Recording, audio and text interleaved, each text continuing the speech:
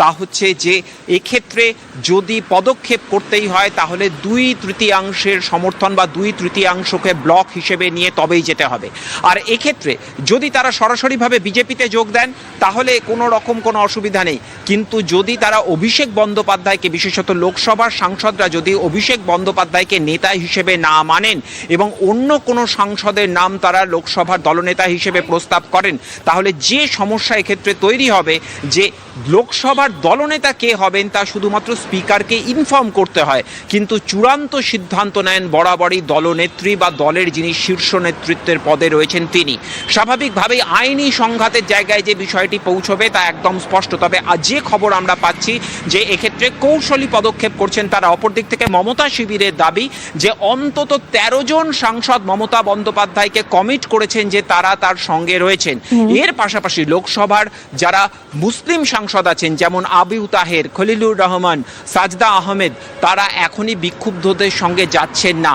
দুপক্ষের কার্যত দড়ি টানাটানি চলছে। আর এক্ষেত্রে কিন্তু সাময়িকভাবে যে বিষয়টি বোঝা যাচ্ছে যে এখনই কিছু ঘটবে এমনটা মনে করার কোনো কারণ নেই। সমগ্র বিষয়টিকে ম্যাচিওর্ড পর্যায়ে পৌঁছতে কিছুটা সময় লাগবে বলেই ওয়াকিবহল মহল মনে করছে। একেবারে নজর থাকবে জ্যোতির্ময়।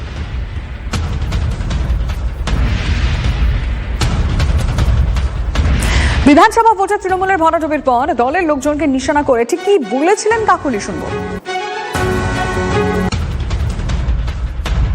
দুর্বৃত্তায়ন ঘটেছে সর্বস্তরে এবং সেই দুর্বৃত্তায়ন মধ্যবিত্ত মানুষ নেয় না, এবং যে অসৎ আচরণ ঘটেছে সেটাও মানুষ নেয় না।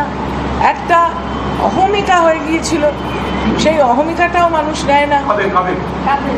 কর্মীদের মধ্যে ছিল, নেতাদের মধ্যে ছিল।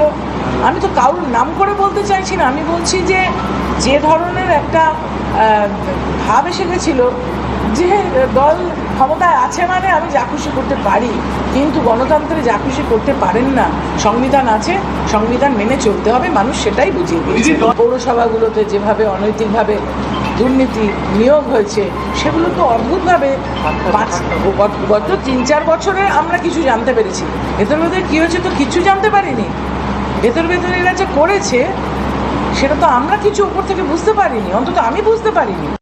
इसमें हवा भर दिया, कुछ नहीं होने वाला है। मैं खड़ा था, खड़ा हूँ दीदी के साथ और सदैव रहूंगा। मर जाऊंगा लेकिन दीदी के साथ खड़ा रहूंगा। अरे जो गद्दार है उसको गद्दारी करने दो, जो अच्छा है निकल जाए निकल जाए। জানি না তাদের সাংসদরা তো আছেন, তৃণমূলের নামে থাকবেন কি অন্যভাবে থাকবেন। যেমন পশ্চিমবাংলায় অপারেশন হয়ে গেল, আমার মনে হয় ওখানেও তাড়াতাড়ি অপারেশন হয়ে যাবে।